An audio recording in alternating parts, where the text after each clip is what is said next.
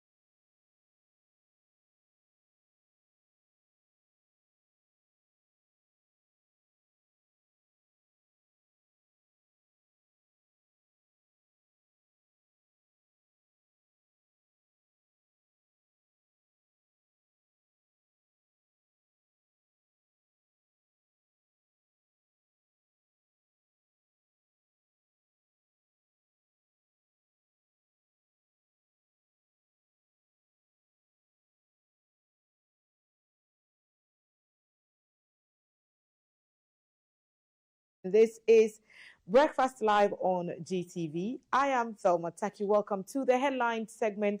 Let me introduce you to my panel. 3 gentlemen sitting at the table with me today. Dr. Joshua Jembute Zato is a senior lecturer and political policy analyst at the Department of Political Science at the University of Ghana. Doc, good morning to you. Good morning to you. Madia Puna, Nela Kalasibe, Machuasi, Arafiela. You're feeling like a Masamuchuala Mapamadia. Nela Kalasi, the Tumulan and her, Wallenjala and a Chalan and her, Sakel and her mutual Makala. Basagana, a Chanani General. But actually, yeah, my para la Makala has in a hand, how Makayo, ma hono ye la hassle ye no government wo forma no sun anko pemele ayo makela no wona mo room wa ha go fehele malala na hanme. I don't know whether to say tall or empire pam or whatever you say is good. Nagodi. See, like I said there, the Ghana month, why you got few, tree few, Dr. Zato few. Small. This one is normal. It's not squeezing. I'm Smith Sala. Sala, okay. Yes, and all the languages are welcome at this TV table. Next to Dr. Zato. Solomon said if I try, I will massacre the language. When it is 10, he will speak the tree himself. Next to Dr. Zato is the Honorable David T.D. Vondi, who is MP for Trifo Atimokwa, and he is also at the table. Honorable Mache. Bokoze.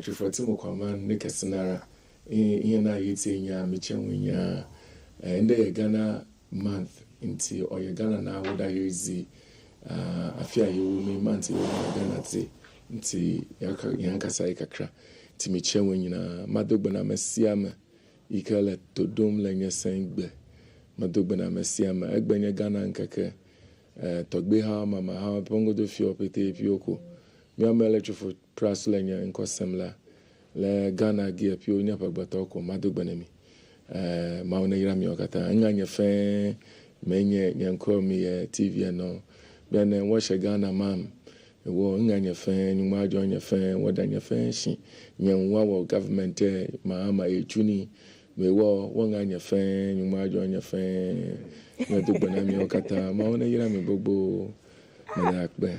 See, I keep saying that most Ghanaians are multilingual. You are taking it like a manifesto lunch. What kind of is that how to so, the greeting is long. In fact, it's too long. Okay. What kind of greeting is that? But we like it. Three languages. He did three. I mean, Fancy, he did Ever, and he did a bit of that. That's cheating. That's cheating. You can speak only one. The other people are very cheating.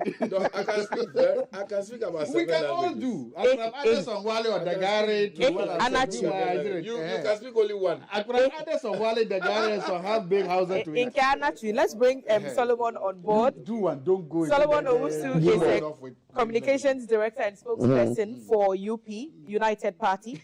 Solomon, Mache. Yeah, Kronto. The woman is the Ghana for United Mokoswa Edi Mujuma. The best was in the next 69 years, the best Abana Babeka Bumuno. Na ye near corner, near Hose Ghana no, Abekrabe. In Soren Kobe, my so. And conco say quaco deeper ice block and the shishim to tonko for a very way we are more and Kenyan I bet me at China Amian Watoy. Yenina, yeah, you man, Yenja cronon, not yet on my name, and no cronon and my young queen, Tienisa, Yenina, Hobede, Evertoy, Emma Munina Fisher. But it's a new month. It's a not Happy New Year. Yes, but people have marked the new year. You are marking your 69th anniversary. What is that? There are a number of topics that we have to go through very quickly today, and we may not have a lot of time. So if we could get quickly into the details of it. CLOGSAG is on strike, and perhaps I'll pick some thoughts around the table on what this means for the country. So the Civil and Local Government Staff Association of Ghana, CLOGSAG, has declared a nationwide strike, which took effect from yesterday, Monday, March 9, and has directed its members in the civil service and local government service to stay at home until further notice. And the reasons for the strike, CLOGSAG says, is over government's failure to implement a promised unique salary structure and improved conditions of service for its members. It was supposed to have taken effect from January the 1st, 2025, and that hasn't happened. CLOGSAG says negotiations on the issue date back to 2019, and 2 memoranda of understanding were signed with government but have not been implemented. So yesterday when we went round the offices, we saw that most of them were empty, and there was a task force actually stationed at some of the locations to ensure that the workers, those of whom even turned up on the morning, were sent quickly back home. So I want to ask you, gentlemen, the impact of this clock sack strike, because the government offices, essentially metropolitan, municipal and district assemblies, are affected, and other civil service departments have also been ground to a halt because of this. Doc, let me pick your quick thoughts. For those who do not understand the magnitude of what clock sack represents, what is this costing us? Thank you very much. Once again, good morning to your listeners. Whenever it comes to a strike and you are looking at the costs, you cannot express the cost just in financial or monetary terms. First of all, we have to respect people's rights to go on strike. We have to respect people's rights to fight for what they believe is rightful theirs. My point is that as government, and I'm meaning all governments, we seem to be adopting a firefighting approach to labor unrest in the country. Because the NLC says the strike should be called off, and they've ordered the workers to get back to post. I think NLC should change their name to strike is illegal. Almost any strike that happens in the country, they will say it's illegal. Almost every strike.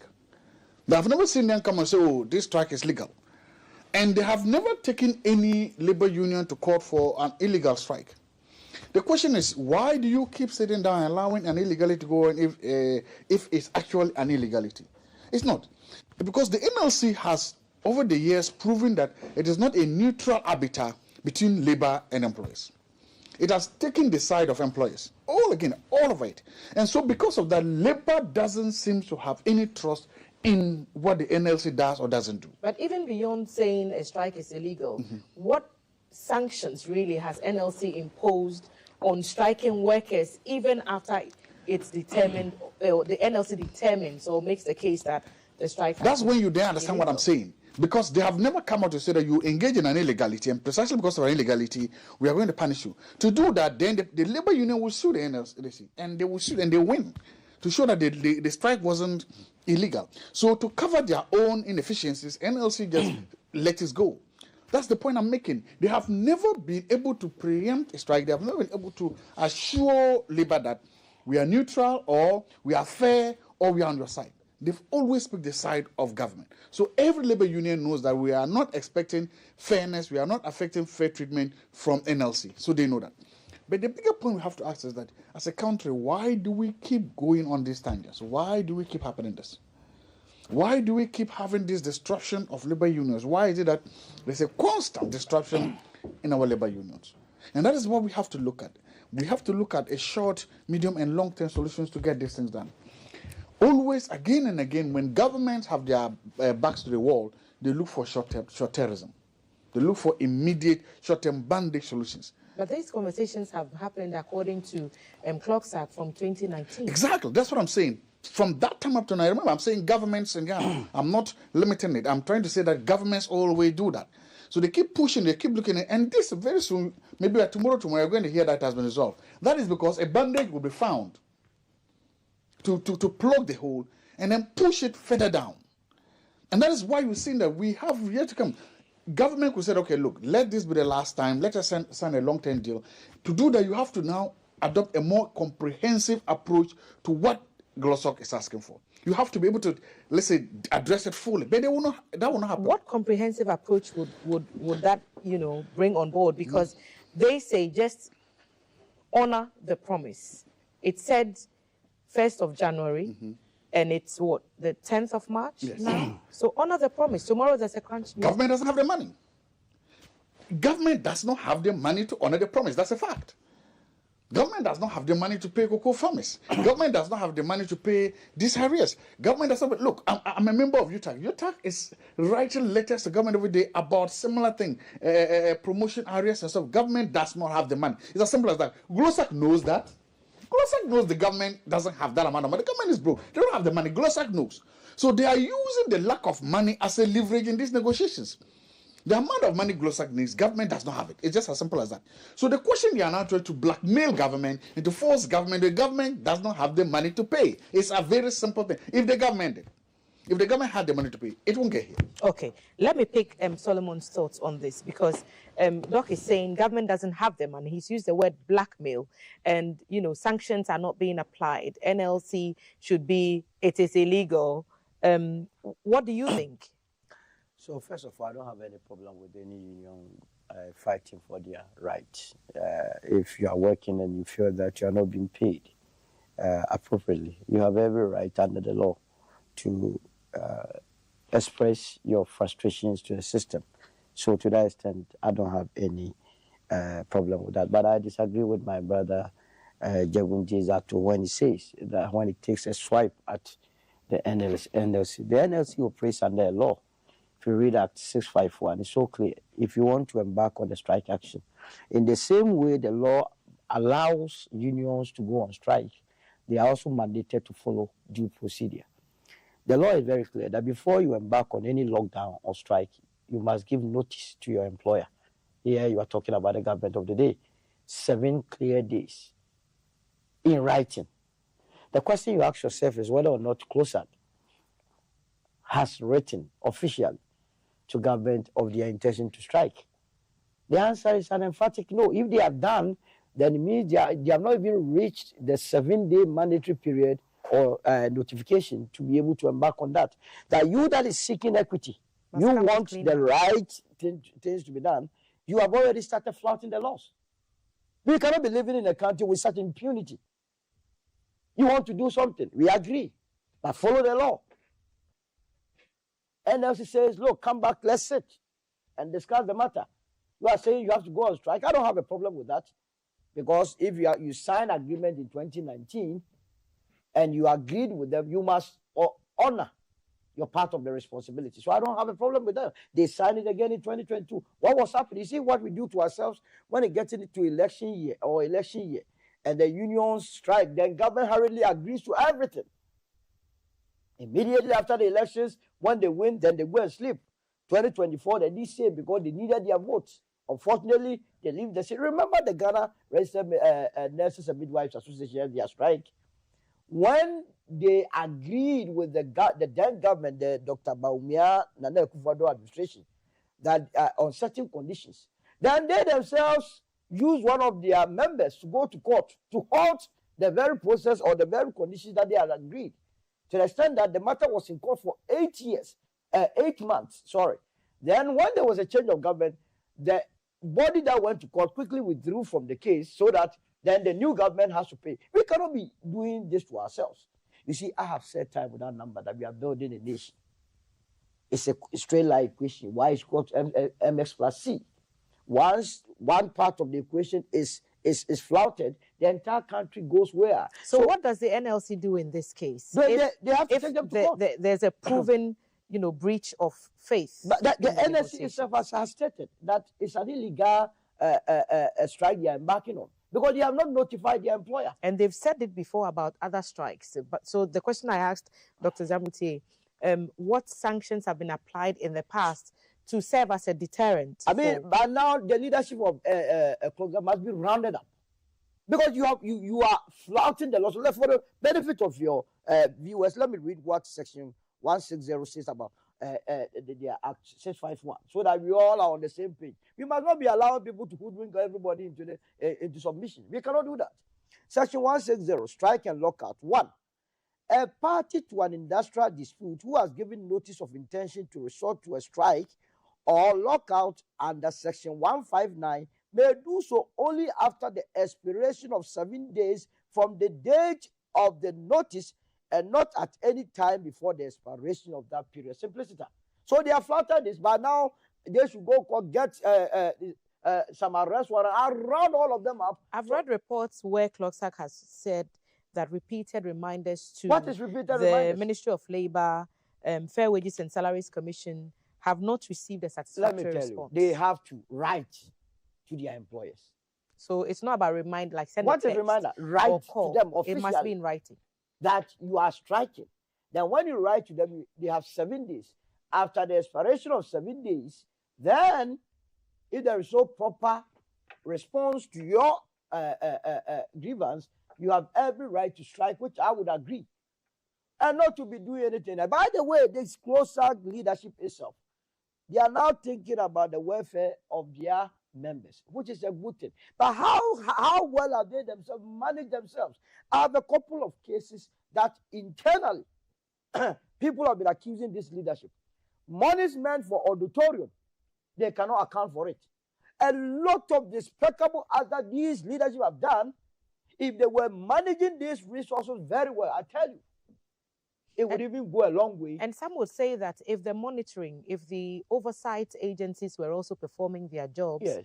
then these monies that we are claiming have been misspent, Yes. could have been saved. But I've been So saying they still have a legitimate right to ask for their benefits. When we were doing our local, Ghana month, I was speaking to my people. Oh, the corruption. What did I speak to? That's where you were coming I've been from. telling you that if you're able to reduce corruption by 30%, tell me you and I, we will be okay. We go and fetch tax revenue, and we just throw it into the basket. Okay. It drains away. Fast. Honorable, the assembly offices are locked. Residents will not be able to obtain permits, health certificates, other administrative services will not be available for the duration of the strike. Doc says government is broke and that you don't have money to pay the demand of the Clocksack workers. Where is the money? Well, I think that the labor laws of our country is absolutely clear. There are no ambiguities about labor laws. If you look at the 651, specifically the, I think 159, round now to 171, the labor laws that permit strike actions are clear. And I think that the National Labor Commission should be up and doing and to be able to deal with this situation. Of course, I mean, why would anybody seize somebody from fighting for what rightfully belongs to him or her? That would not be right on my part to do.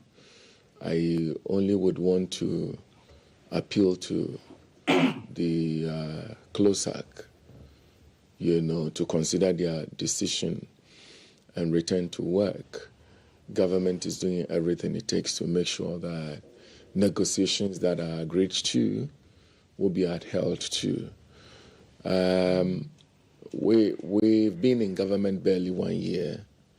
We all know the difficulties where we pick this economy from, trying everything we can to rebuild our country's economy and to ensure that we all get what we're due.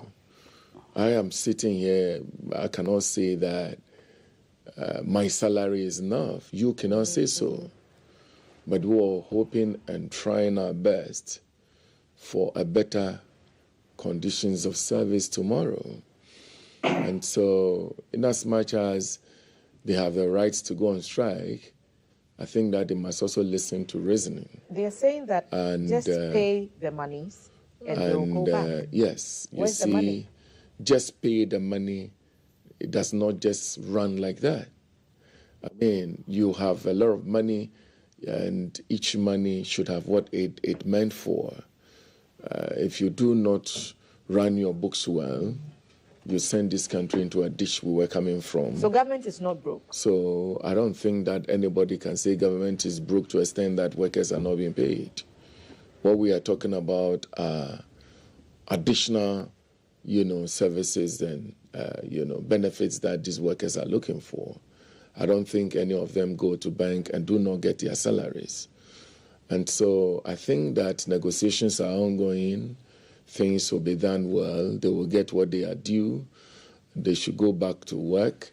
I have always said that if you sack my child from school because the child did not pay school fees and the child comes home to stay home for a week and you teach other, students who are in the class, and my child comes back after the week to come and pay the school fees, will you go back and teach whatever he might have lost? You will not do that. It means that you've cheated my son. And that is why I feel that whatever it is, government will be paying what they are due. I think that staying home in itself, in as much as they have the right to demand what they want through strike, I feel that it is not all the strikes that are really necessary. Doc, The alluded to Bible the fact that says, even the university teachers are also making similar demands of government, and they have not received a favorable response. Solomon talked about the nurses and midwives and their own struggles with getting governments to meet these conditions of service. So everyone is kind of pulling you in different directions at the minute. the point I'm making is that there is no individual in this country, worker, who would say that his salary is enough. But some are more equal than others in this Georgia World's animal farm. You cannot say that his benefits are enough. It doesn't matter where you find yourself. Majority of us, majority of workers will say their salaries are not enough. Okay? And so it is something that we're all working to make sure that we get the best of service. And so for me, what I'm saying to them is that it's an appeal. Go back to work, continue negotiation. And I am sure that this government is a very listening government. We will do what we're supposed to do. Look, I'll tell you something. Many people will think, and that's what many Ghanaians, do think, that MPs are comfortable, MPs are giving what they are due, they are giving too much money, and they get fuel allowance, they get cars and all that. You know what? What they do not know is that no MP gets fuel allowance. No MP gets fuel allowance. Number two, all the cars that the MPs drive in to go and work for this government or any government and for the people are bought by the MPs, and their salaries are used to pay for those loans. But you get them because your salaries actually are enough to qualify you for those loans. Hold on. Can the ordinary Ghanaian say Hold on.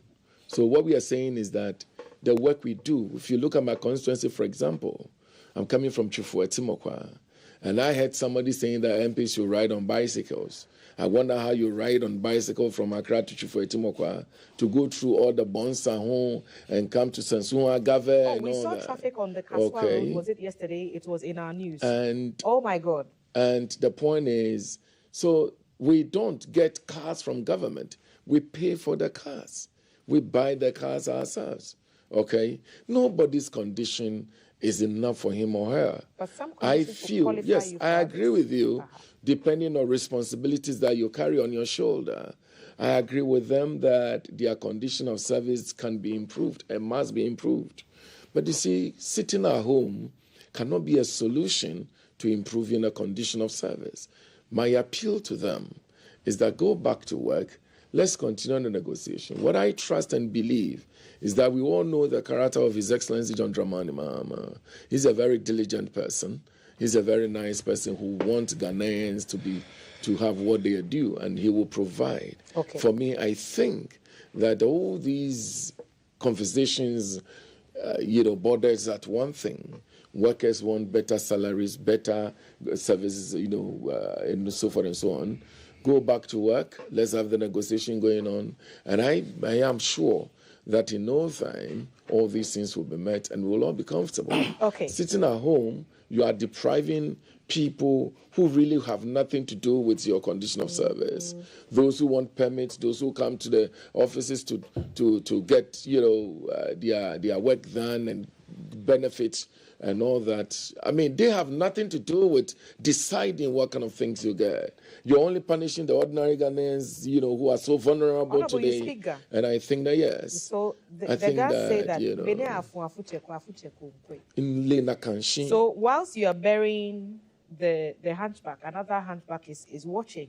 Whilst government is dealing with CLOGSAG, all the other unions, the associations, they are watching. And my question is, are you assured, are you reassured based on government's posturing and handling of CLOGSAG? Let me take last bites from around the table. I'll give you the last one on this, and then we'll move on to the next. So, UTAG, you mentioned specifically, and Solomon, you mentioned the nurses and the midwives. Are you assured, listening to Honorable, based on past experiences, that negotiations will continue and some outcome, a favorable outcome will be announced at tomorrow's crunch meeting? A quick one then. Thank you. If you look at the labor unrest in this country, if you look at it critically through a crystal ball, you will come to the firm conclusion that labor unions are complicit. The unions themselves are complicit in this labor unrest and labor unions. They have sacrificed their neutrality. they have sacrificed their, how do you call it, their independence. And they have become as partisan as the other political actors. And so that is one of the reasons that have made sure that workers are at the receiving end, at the bad end of some of these things happening. The unions in and of themselves, they have entrusted themselves so much into active partisan politics that sometimes it depends on who is in power, then they can listen to you. We've seen that.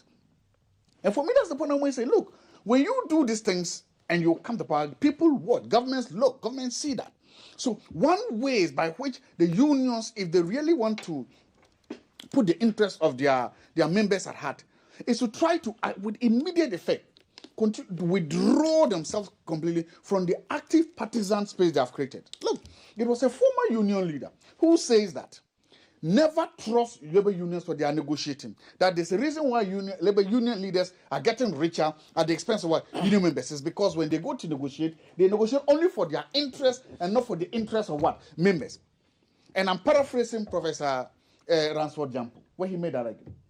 And that is the point I'm making here. Because over the years, you have seen that labor unions, labor members, they will go, look, we've seen it, and we can sit here and pretend that it doesn't happen, but it happens.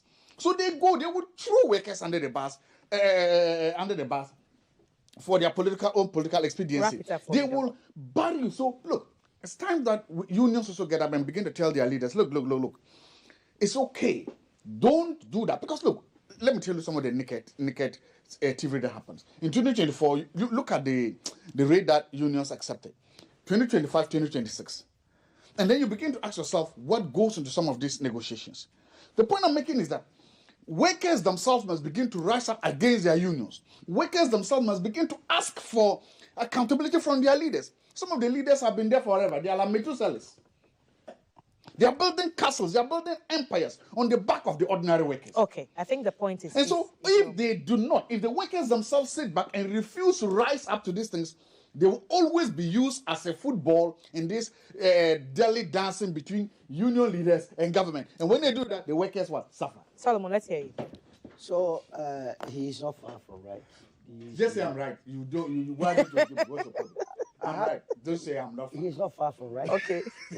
Okay. I still have to leave some level of virtue. It's like on a scale of 1 to 10, you can't say 10. You have to say 9 because I know what I'm talking about. This guy he can never be trusted on certain matters. But the point is that, yes, if you take COSAC, for instance, go and check the leadership, how long they have been there. Not there, look, go to the other unions. You use it, you turn it into a political arms of both political parties. Yes, it's true. Both. When it suits them, then they chicken out. When it does not, remember in 2024, some few months to the elections, TUC promised us that they were going to strike on this Galamsey issue. You remember? Yes. They are giving notices. Last minute, is that the water? I don't know whether this Coke, this is Fanta. This is what we are drinking. Solomon, let's praise GTV. They did well. It's a long time since I've seen this. It has always been here. Media. No, yes. all the other media. Yes, yes. Thank you, GBC. No, I'm yes. It stopped. Because that's the reality. That's the reality, and it's good that you remind the people. The Galamsey was still maruding, but the media stopped broadcasting it like this. So thank you for your courage. You are doing fantastic work. You are doing it, and keep reminding us that we are poisoning and killing ourselves. That's true. That's true. So the various unions must also begin to look within. Over the years, they must assess their leadership, how far they have sent them in terms of negotiating for better conditions of service. But that must not end there. We must also begin to ask, workers pretend to be working, employers pretend to be paying. At the end of the day, the underdevelopment of this country is also our responsibility. Go and bring a common file. That file can be missing for 2 months and you say you are not being paid well. Is it talking about you? Let some money pop out. Not anybody. And that file will immediately surface. Meanwhile, the file that you are delaying is also delaying productivity in the system. Remember, government takes money from the citizenry to be paying you. So if you are not working in the interest of the state, you must also note that at the end of the day, because if you take our budget, you see the Ghana's budget, every year, 90% of our budget is expended on either your salaries or interest payment. And government, you see, government, when we go around doing campaign, it's not as though we have the money in our pocket. Which of the candidates have money to develop this country? It is all, they all come in to rely on the very taxes that you pay. Alan would have used the taxes very well, don't worry. And so, we must begin not to frustrate the system. That's what the advice I'll give to COSA. Okay, all right. Honorable. See, I think that these strike things are not things that just happen today. And I like the way Doc actually put it. You know, it's been something that has happened over the years from government and successive government and so forth and so on. And we cannot continue like that. Let us see the leaders of these union groups, you know, make good case. Remember that Galamsey thing that you talked about when we had to do 2024 elections. Yes. The TUC said they were going on strike. You're checking out. And what happened? I mean, and so it's worrying. It's worrying. And the strike actions keep happening over and over, from government to government. Negotiations happen. And what worries me is that sometimes what they even ask for may not even be met significantly. But when some people are okay, they go back to announce that, oh, the strike is over. Go back and ask the ordinary Ghanaian, the ordinary worker, whether or not whatever he or she is being asked, is asking for, is being met successfully. And it's the old story. It means that somebody may, I'm not saying is or must, but may be doing things that we need to look at properly. And so, again, appealing to the workers to go back to work. And let's see. I mean, it's like that. We're building a nation where, you know, we are now realizing how to, you know, put our resources together, stop importing. After 69 years. You know, of course, that's where we are. There's nothing you can do about it. It's better to realize now than never, where workers would have to help us, workers would have to work and continue to sacrifice. And not pretend to work like Solomon. Absolutely. Okay. You know, let's not pretend to work. Let's work well. Let's go back to work. Government will do whatever it takes to meet your demand, and I'm sure that will all be fine under this government. Thank you, go back Honorable. to work. Let's continue to talk, and you get whatever you're due. That's the appeal, and I think that we should all listen, and it'll be good for all of us. We move on to our next item on the table.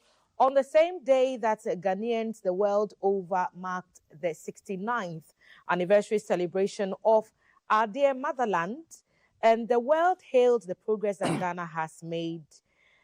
Towards the end of the day, disturbing news hit that Ghana's battalion serving with the United Nations peacekeeping mission in southern Lebanon had been hit by a missile strike. And condemnations of the hits have flown from across the political divide, and diplomatic conversations are happening. Remember that this is on the heels of the tensions between the U.S. and the Iran and the Israeli crisis situation that is happening in the Middle East.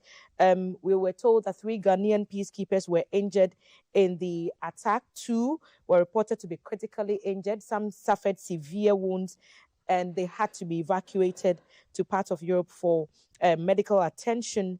Others also sustained various degrees of injury. The UN Secretary General Antonio Guterres has also strongly condemned the attack and wished the injured soldiers well. He's talking about the risk of peacekeeping duties generally across the world, and he has stressed that attacks on peacekeepers may constitute violations of international law. In Ghana, we are thinking about the impact of this conflict on our national pockets, our individual home pockets, home budgets, and we are talking about what it could mean for fuel and gas prices. The NPA has come out to say that we do have some cover for petrol and diesel up to a point, and that for now there is no expectation that prices of these commodities will increase. Others think that we need to address the situation head on and admit that some increases in prices at the pumps are inevitable, considering the fact that we went into the Ghana weekend with petrol prices under 100, and now on Monday at least, some were being sold at $107, $112 per barrel. Guta says it does not expect prices to go up, fuel prices to go up. And the Energy Ministry has said that there is no immediate threat of fuel shortages. So that's where we are at the moment. I want to pick your thoughts on the UN chief's comments about, peacekeepers should be untouchable in any crisis situation. But this is where we find ourselves. Assurances have come from government and the government quarters that we should not expect, at least in the next 5 or so months, that prices would be different because we already have some stock in country. The conversation has also been that with Tema Oil Refinery also coming on board with some of the refinery, finished products, we should get some cover, but not all. So I wonder what your thoughts are, because Friday, the whole weekend has been good for Ghana, and our own nationals, our own citizens who were Ghana were peace-loving people who were helping to keep the peace of the world were attacked. You follow the conversation. I'll start with you on this, Solomon. Where do you stand on So, these first of all, the attack on our military personnel was uncalled for, because at any given time, UN facilities, war is governed by rules of engagement. There are laws governing it. And in this day and age, every strategic facility has coordinates. So before a strike is made, those that are striking, they know where exactly any facility or personnel are. So they can't claim this was a mistake. No, they can't do so. What I'm suspecting, that's why we need investigation. So was it the case that there were some Hezbollahs, they were striking Hezbollah targets, whether some of their personnel had moved into these facilities? We need to establish that. Was the heat coming from Israel? Well, it was coming from Israel. Israel was the one that was hitting. Okay. So sometimes, in war, they strike hospitals. People don't understand, because some of these fighters use them as human shield. They know that, it is unconscionable to attack hospital facilities. So these fighters will move into these facilities and they hide. But you also want to get them. So what do? You strike the sick with the fighters, or you need them. Sometimes they attack schools, because these fighters will also go and use them as human shield. But then they become collateral damage. Absolutely. That is the problem with war. That's why we don't yearn or preach war. So there has to be that investigation. It is not right that Ghana, that is there to only observe peacemaking, peace mission, would be affected in this regard. But let me say that I don't see how this war will travel that long. You don't? I don't see it. I know anybody who, I've seen a lot of, our politics have turned into something that is not even nice. But the effect on, trading activities on the world market suggests otherwise. It has started reducing. There's hesitancy, and the investor community is, No, but the point is that it started reducing. Yesterday, or this morning, oil world market price is now $90. Okay. With just a statement from Donald Trump that the war is virtually over. You see, businessmen, they take advantage of situations. Either than that, the Strait of Hormuz plays host to only 20% of the world's crude. But that's still a good... Now, but how can you say 80%? You have 80% to deal with. All of a sudden, the 20% is causing oil prices to rise. Come on. By the way, we in Ghana prayed from 1957 till 2007 that God must give us oil. And he granted your wish, my wish. Are we not talking about oil prices? Are we not exporter of crude? So why must I have a problem? This business of any small thing happening outside the country, and people want to narrow it down, and that Ghana is going to suffer, will be resisted with the last bloodiness. No crude price must go up. Because if it is going up, it means we are also benefiting. In what way? Help me understand that. We are also selling crude. Are we not selling crude? We are. So if the prices go up, are we not also going to benefit from the windfall? But are we exporting in the volumes that other countries Whichever volume. export? In the same way we are not exporting in the volumes, we are also not buying in the volumes that other countries are buying. So it's a proportionate windfall. You understand? In any case, like I'm saying, the price has started dropping. Guta also has no business. I heard you said they are not going to increase. Why would they increase? Remember when the dollar was stabilizing, was going down, fuel price, everything. They told us that the stock that they had, they bought it in the old rate. And so they have to decimate their stock before they can reduce their prices. The same thing, the same principle. The stock that they have, they bought it when crude was at its ebb. And so you cannot, on the altar of Strait of Hormuz, increase your prices. But like I said, everything will be okay. But there are a number of countries engaged in this conflict. And if the U.S. president has made a claim, the other they are the ones players, they are the ones dictating. Make no mistake. So America has sneezed. No, they are the ones. And everyone has caught cold. That's the point. I mean, sometimes we can play the ostrich. They are the ones dictating. They are the bank rollers, everything. Israel doesn't have that much money as America has. They don't have that much power. It is America's influence that is dictating the pace in the region. So his statement is very important. And that is why when he said that the war is virtually over, crude price immediately dropped to $90. And I can tell you by tomorrow it will drop further. Because he gave statistics. He said that the Iranian missile capabilities had dropped substantially. And so virtually there was no war. He told the world that they have been able to sink about 42 Iranian ships. You know what it means? Warships. He is telling us, and there has not been any counter-argument, that the entire leadership of the country has been wiped out. So when he gives you these statistics, and on top of it, he is saying that they are providing insurance guarantees to vessels that are having crude on the Strait of Hormuz so that they can go pass safely. I've heard arguments that it may not even be about fuel shortages in itself, but about the prices. How much Ghanaians will pay even if the fuel is available. This is the time we have our neighboring countries. Beyond the fact that we as a country are exporters of crude, we have our neighbors, Nigeria. What are we doing? We just have to have an agreement with them. Nigeria will not need the Strait of Hormuz to be sending crude to our country. Is that not the case? We have Angola. They will not go through the Strait of Hormuz. We have Sudan. They will not go through the Strait of Hormuz. We have Congo. They will not go through the Strait of Hormuz. By the way, it is the reason why TOR was established. You see how we do anything anyhow. So these conflicts always awaken us that we must go back onto the drawing board to get our crude processed here. I'm happy that now TOR is running. We must equip them to be able to process our crude into finished and semi-finished products. Okay. You know the number of items we get from crude? Plastic, your kerosene, your bitumen, and so on and so forth. Why must we send the crude in its raw form to Singapore and Rotterdam, and they will sell us finished products at a high price? This is the time to turn things around. Look inwards, turn towards the Africa Continental Free Trade Area.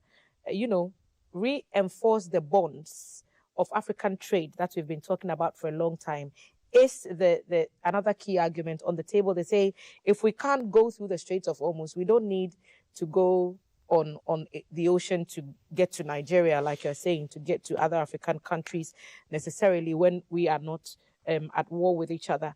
Doc, and I try to give the last word to Honorable because perhaps they may raise questions that you may have answers to. So that's the strategy that I'm working with here. What would you say should be our most immediate concern? The condemnations have been made. In fact, the Minister for Foreign Affairs called on the whole world to actually condemn the happenings, especially where innocent lives are concerned. But internally, we are thinking about how it affects us because we were told that what happens in one part of the world quickly has impacts on another part of the world, especially where oil is concerned? Welcome to the world and the theory and history of geopolitics. Yes, our peacekeepers were hit. Yes, it's an international crime, it's not supposed to be done. But the question is who did it? It was Israel that did it. And because it was Israel that did it, nothing happened to them. Israel is the only country in the world that has an impunity to do whatever they want, wherever they want, and go scot-free. Nothing happened to them. The best thing you can do is go to the same UN Security Council. America will veto it. They're the only country that have the license to go around do some of these things with absolutely no consequences. So yes, we send peacekeepers there to keep you peace, keep your case, to keep you, and then you shoot at them, you fire missiles at them. I heard some of the videos, some crying for their lives, but nothing will happen precisely because it is Israel, and precisely because America and the other people will cover for them, will veto anything against them. So let's just accept that. That is the world we live in. And I'm saying we are becoming a realist. And the real world is about power, it's about how you use it. America has it, they will use it to protect Israel, they will use their veto power. So that is about that. Nothing happened to that. I thank God that nobody died. I thank God that I hope those people are all safe. And they are still doing it. I wish I could say it will not happen again, but I cannot say that because it was still going on. A missile might still hit them, somebody die. It doesn't matter whether they die or not. Israel will never, ever be held accountable for what has happened. And no, it is not going anywhere. Let's just, sometimes it's good to understand certain things and move on instead of trying to resolve not to happen too. When it comes to oil prices, yes. This war is different from the Russia-Ukraine war. I want to make that point very clear. It's completely different. How different is it? Thank you. Curious. The Russia-Ukraine war, when it started, nobody expected war in Europe. You must understand one thing. Nobody expected war in Europe. The Nobel Peace Prize was established to prevent war in Europe. The European Union was created to prevent war in Europe. The whole thing, the post-Second World War understanding was supposed to make sure that Europe becomes as stable as one of the districts. Remember, before the war, Germany was actually building a tunnel, a pipeline to Russia to bring oil. Europe was guaranteed that they would get free, almost like good oil just coming from Russia to their economies. They were never impacted until it happened. They never expected war until it happened. That was how devastating that particular war was.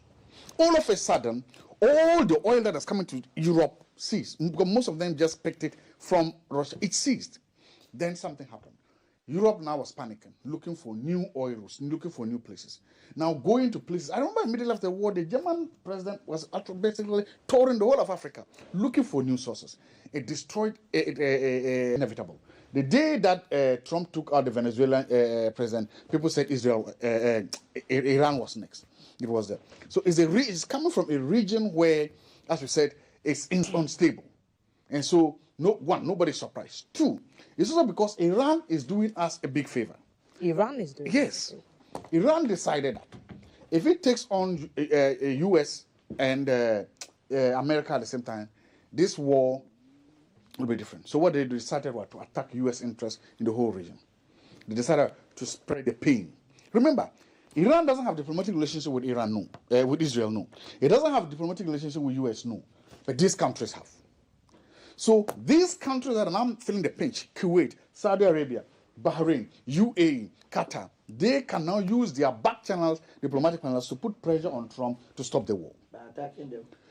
Yes, because it is affecting them. It's affecting them a lot. The question, That right? is, yes. For something good. Yes, no. Side? It's a they are spreading the pain, and I'm telling you, that's what they are doing. They are simply saying that the bomb are falling, and they will also fall on you until you tell your buddy, your friend, America, to stop this war. How does this concern us? We Good. need to go. Thank you. It now comes to us. But what the difference? I want to. Know the difference between the Ukrainian war and the Iranian. Because you have made certain. Yes, I've explained the difference. I've told you the Ukraine war came in a place that was never expected to be. You never expected there to be a war there. Right now, look, look. When for months, When for Russia years, kept going closer and No, closer to they've never fought anyone. They've never border. fired any missile, anything. They've never killed each other. No, they've well stopped. The war stopped after the Iron Curtain came down after the Cold War. No, there were issues, diplomatic issues they were addressing. The issue has always been, should Ukraine join the NATO or not? It has always been solved or addressed diplomatically. The war never kept in. Nobody expected the war to come from that place. That's the point I'm making. But we expected war in Iran. Of course, I know nobody was surprised that the war has come from the Middle East and it's coming between Israel and Iran. It has always been. This will be an interesting conversation to have. So let's go back to the point. It has always been. How are we? But I disagree. Don't let him confuse us. No, you are not going to confuse the second thing, this is what has happened now. No because the Ukrainian war and Iranian war, as is happening It's now. all about oil. Absolutely. But you just said it's 20%, as against how much? Yeah, the same thing comes with from other parts of the Ukraine. world. It wasn't that much. You are allowing him to destruct. You are allowing him to destruct. I'll give you the time. Okay, because he says if you are confused about the geopolitics, Russia no, it's not. It's So not. that's Let him why register. there is similarities. There is nothing different between what Okay, is happening. so you've said similarities. So Yeah. let's put similarities on the table. Then Just, you go. End your point for Then me, you go. because Then we're what is talking about- happening in here is this. Then Iran then decides that they are going to attack oil installations in almost the whole of the MENA region, Middle East and Africa. So they are attacking oil installations. That's a different point. In the Russia-Ukraine war, it was a war attacking. They were not. Remember, so far Ukraine has not even been able to attack a single or most oil installations in Russia. No. So Russia is still, despite all, still able to supply oil to what? To China and to India in particular. They are destroying oil installations. So even if the war ends today, they stop firing missiles, etc. Some of those installations are going to take months, if not years, to repair them. They're going to take months, and that's the other thing. There's nobody in their wildest maybe things that you are going to wake up and see sirens and see missiles dropping on Dubai. Nobody ever thought about that. Nobody ever thought that you wake up in your wildest of mind and you see missiles falling on Qatar. No, We they talk about understand. that. That is why they So- have missile defense systems. And Why which would they have was deployed. Missile defense systems, we are told, were deployed, and they actually repelled some of the more severe So this is what is consequences of happening. those attacks. Once you are But the destroyed, Ghanaian wants to know, if So I'm the- not stuck in Dubai and require assistance from the Foreign Affairs Ministry to help me, and I'm here, why should this, good. be something that would Comac is concern telling us that in the next pricing window, oil may go to 17 cities. Emphasis on me. That's what Comac is telling us. What I think will happen is that, depending upon how our fate is now in the hands of Donald Trump and Benjamin Netanyahu. Our fate is in their hands. I not agree. the new Iranian I leader. agree with you. If they end the war today, this will be a quick pain, but we'll easily get over it. If they end it today, it may be. Remember, I'm saying may, because the thing is that It could even if they end the war now, and then at least they allow the oil from things to flow, the cost of rebuilding the infrastructure. It's like when Honorable said you sack the children from school for not paying fees. When the fee is paid, they've still lost a week of So the look, lessons. some of the in the oil classroom. infrastructure has been obliterated. And so the question then becomes how long? Then secondly, there's something else happening. That's why I'm saying that We it's need to difficult. wrap up so the Honorable can have his say. Because of the sanctions on Iran, Iran mainly supplies India and China. And because India of will be sanctions. the most affected. Now, because Iranian oil infrastructure has also been obliterated. So that means that you know what's going to happen? Iran and India are now also going to go to the same market that was relatively safer for us. and we'll put stress on. And put stress on it. And so my point, the biggest challenge now we have is one, the continuous flowing. Two, the close of the Strait of Hormuz, and then the destruction of the oil infrastructure. It is that infrastructure for me that is the biggest thing, because today, if the war starts, and I say it's not like Saudi Arabia can just open a valve and the oil start to flow. No, They have it's to not like repair this. the pipes. And how long it takes to repair, and all of a sudden, all this kind of about 7 countries are all repairing their infrastructure at the same time. They're all- We don't know the extent of that. Of That's what I'm damage. saying. So Good. no maybe report So- has come yet. No. If you see the report, I'm saying that if you see the report, they're not But doing. from Solomon, from the videos. It's not even don't even say it. No. I'm not saying don't even say it. There is what you call propaganda. Solomon. A lot of the Solomon. videos you see are Solomon. propaganda videos. Solomon.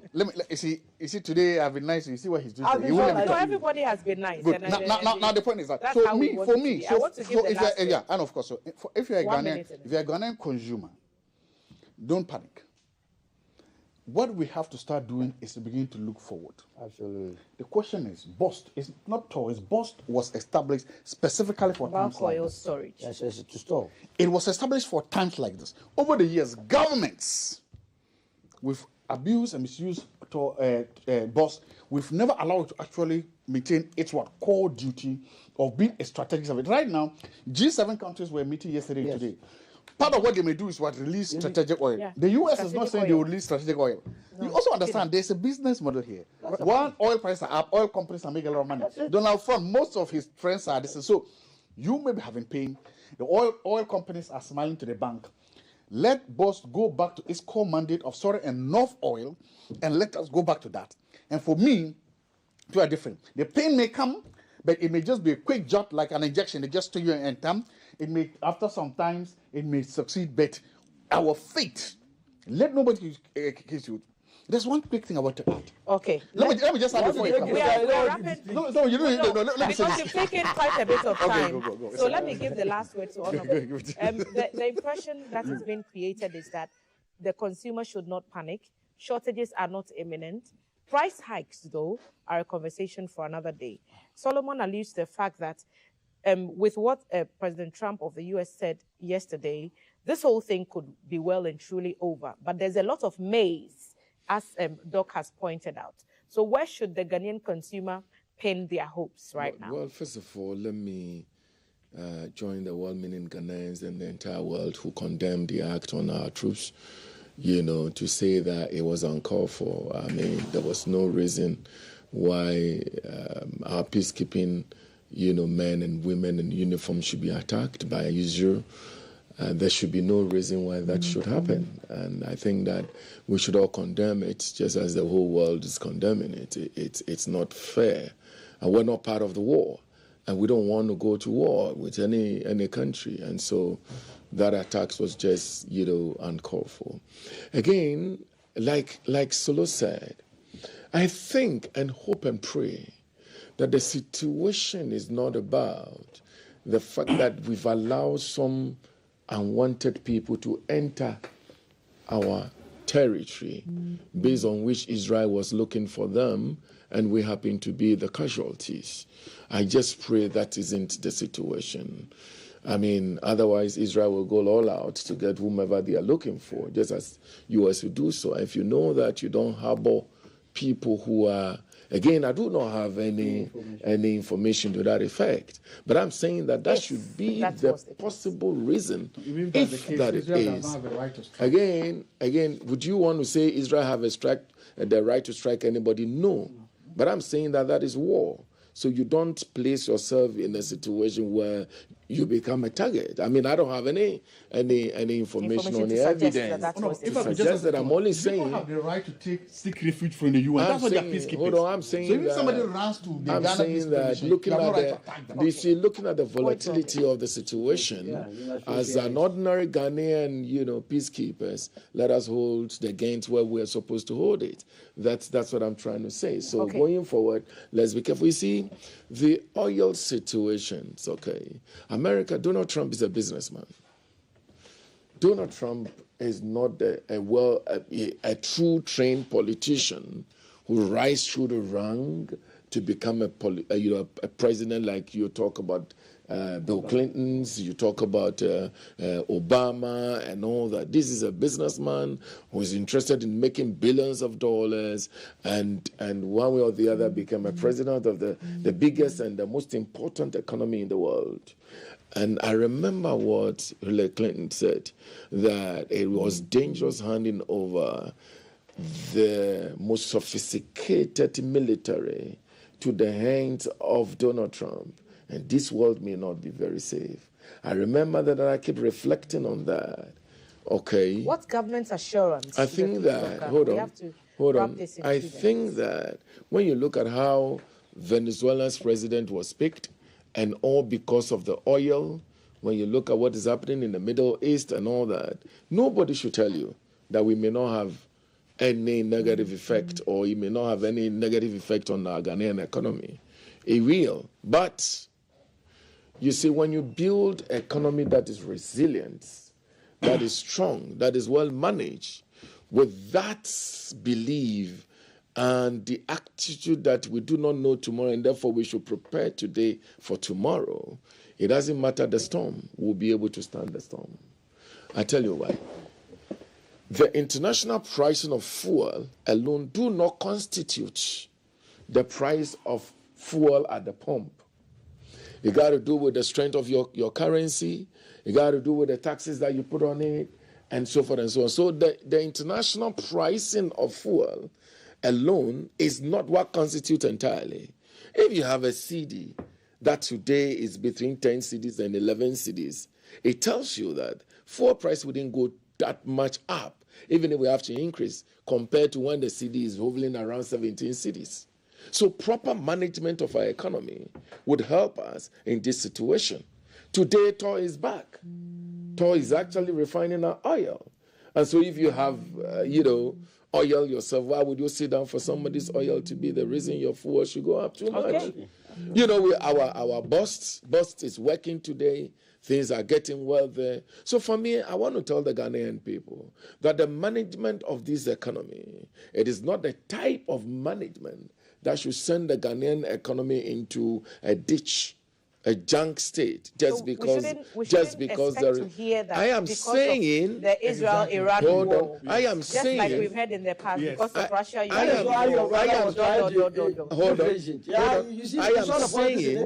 I am saying. And that's why I'm presenting it. Hold on. Can I have my floor? Doc, please allow Honorable. Saying because we don't really under have no circumstances will anybody say, including my good self, say that this war will have no effect on us.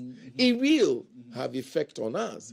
But we are so prepared that it may not have significant effect on us the way it would have been if some people were in government, because we have seen what happened in the Ukraine war when the NPP was in government. Thank you. Do you understand my point? Oh my God, this NPP divided people. Why would you let me I think that what we will do is we will cut this assurance that you've given us and put it on our platform, so that 2 weeks from now, are you anticipating any? No, then we can weigh that against the reality of the some situation negative on the ground. But the devastation. You're also praying those prayers. There will be some. We are saying that the Will you let me talk? I was quiet when you guys were talking. And he kept quiet when both of you spoke. But Honorable, I think that you made a very good point. Last word. 10 seconds. Again, we are running out of here. That Ghanaians should be rest assured that in as much as there is no war that will have no effect on any other country, especially when our troops have been attacked, where the whole world believes that the U.S., Ukraine, and what have you war is a very serious war, especially when it comes to crude oil, there will be some negative effects. Okay. But we've built the country, the resilience of this economy will reduce the effect. So in as much as we may see some negative effect, it will not be like we saw when Ukraine-Russia war was a reason that even when you go to private, you have to pay more. Honorable David T.D. Bondi is MP for Chifo Atimokwa, and he has been the NDC rep at our table. Solomon Owusu is Communications Director and Spokesperson for United Party, UP, and Dr. Joshua Jembutie Zato is a Senior Lecturer and Political Policy Analyst at the Department of Political Science, University of Ghana. That's his position that have been given to me. So that's what we are going with. Thank you for being a part of our conversation. The Breakfast Show continues after this break. Stay with us.